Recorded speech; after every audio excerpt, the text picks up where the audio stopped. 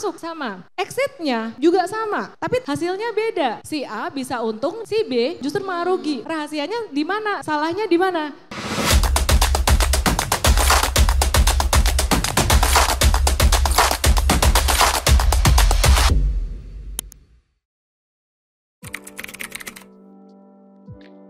Karena dulu abis nikah tuh terus gabut. Pengennya tuh produktif gitu kan. Terus saya tuh sebenarnya mirip kayak generasi kolonials. Jadi ada investor kolonials yang masuk zaman-zaman masa pandemi corona kemarin. Nah dulu tuh saya kayak aku tuh kepengen produktif. Tapi suami maunya ya kamu di rumah aja lah gitu ya. Urus rumah tangga kayak gitu. Akhirnya ya diarahkan ke investasi. Awalnya ke reksadana. Tapi reksadana kok saya nggak ngapa-ngapain juga gitu. Akhirnya diarahkan ke investasi saham dan kebetulan memang saya seneng. Apa yang membuat saya senang waktu itu sebenarnya karena timing. Waktu itu saham tuh naik terus di 2007 dan 2008 benar-benar ngasih saya pelajaran banget karena 2008 langsung dibanting, langsung jatuh gitu. Jadi itu yang menjadi turning point hidup saya. Jadi sebenarnya itu berawal dari pengalaman saya dari 2007 sampai sekarang. Terus saya mulai ngajar tuh sekitar sharing-sharing lah ya 2011. Saya melihat dari perjalanan saya baik investasi, trading saham sendiri mengajar.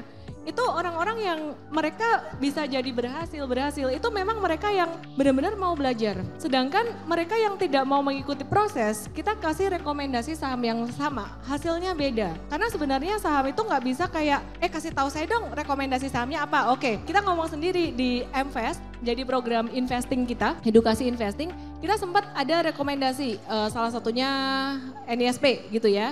Di Mtrade juga pernah ada, kita dalam beberapa webinar kita bahas gitu. Nah waktu itu NISP belum naik tinggi, sekarang udah naik tinggi.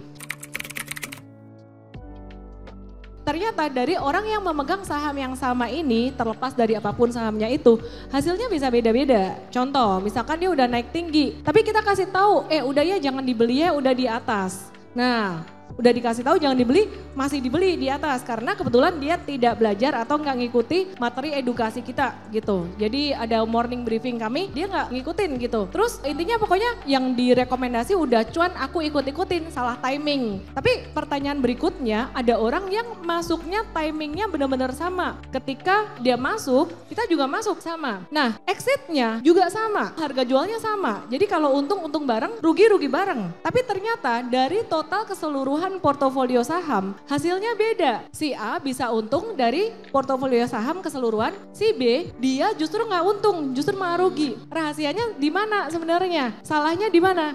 Di manajemen portfolio atau position sizing. Ketika dia beli saham yang rugi, belinya banyak. Ketika dia beli saham yang untung, belinya dikit. Jadinya dibeli turun, dijual naik gitu. Ya, jadi caranya untuk mengantisipasi itu sebenarnya adalah dengan melakukan desain portfolio.